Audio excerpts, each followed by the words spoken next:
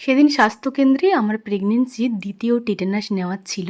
আর যেহেতু সুব্রত বাড়িতেই ছিল তো ওর সাথেই গেছিলাম। প্রথমেই এই যে আমার এই সময় ইঞ্জেকশন দেওয়া হয়ে গেছে। আর আজকে না অনেকটা তাড়াতাড়ি হয়ে গেছে, আগেরবার যখন এসেছিলাম সেদিন অনেকক্ষণ দেরি হয়েছিল।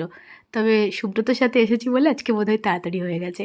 আর যেহেতু তখন আমার 12 সপ্তাহ কমপ্লিট হয়ে গেছিলো, তো দেখুন আমাকে কিন্তু এদিকে ট্যাবলেটও দিয়ে দিয়েছে। এগুলো হচ্ছে আয়রন, ক্যালসিয়াম আর একটা হচ্ছে ক্রিমির ট্যাবলেট। ইঞ্জেকশন নেওয়ার পর 10 মিনিট বসেছিলাম আর তারপর দেখুন সুব্রতের দিকে গাড়িটা বের করতে গেল। আর ওই যে আয়রন ক্যালসিয়ামের ট্যাবলেটগুলো দিয়েছে, ওগুলো একদিন খাওয়ার পরে আমার এত মাথা ঘুরছিল, আমি কিন্তু ওগুলো খাওয়া বন্ধ করে দিয়েছি। আচ্ছা, আপনারা যারা প্রেগনেন্ট রয়েছেন আপনাদেরও কি ওই ট্যাবলেটগুলো খেয়ে মাথা ঘোরায়? অবশ্য আমি যার কাছে আমার প্রেগনেন্সির চেক আপ করাচ্ছি ওই ডাক্তার আমাকে বলেছিল যে এই ট্যাবলেটগুলো খেয়ে অনেকের অসুবিধা হয়, তুমি খেয়ে দেখবে, যদি অসুবিধা হয় তাহলে খেতে হয় না, আমি আবার লিখে দেবো। তো যাই হোক, আমি কিন্তু ট্যাবলেটগুলো একদিন খাওয়ার পরেই আর খাইনি। আর দেখুন এদিকে একবার দাঁড়িয়েছিলাম মার্কেটে, নিয়েছি একটা কুবভার আর 3টে এমনি ডাল রাখার কৌটো নিয়েছি মায়ের জন্য। আজ শুধুমাত্র আমার ইঞ্জেকশনটাই নেওয়া হয়েছে, আরও একদিন চেক আপের জন্য আসতে হবে।